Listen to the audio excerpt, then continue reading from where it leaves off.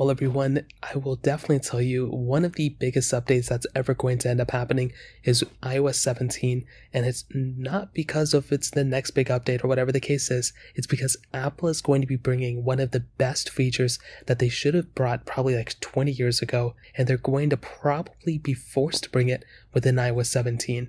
And this is actually with the ability of side-loading applications, at least giving us the ability of installing third-party apps outside of the app stores on our iPhones.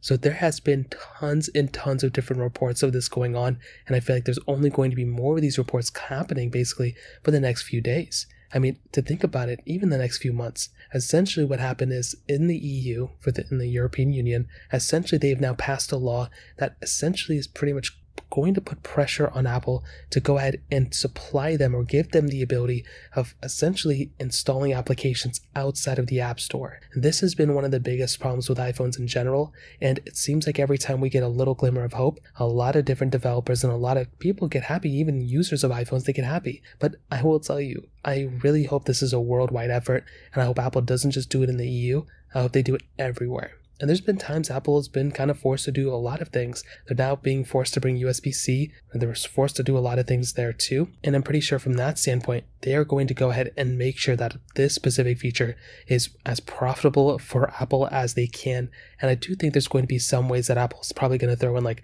their own ads, or I don't know what they're going to do there, but I guess we're going to see what happens. But here's what I would say in that standpoint. If Apple ends up bringing that feature, iOS 17 is going to be one of the craziest updates of all time. Not only would we get those types of features, but we're probably going to be seeing a massive rehaul of a ton of different stock Apple applications and a lot of different things surrounded by Apple's ecosystem, because they are going to want to make sure that people stick within the App Store and people stick within stock Apple apps, and they're going to want to make sure that they integrate and just update those applications like crazy.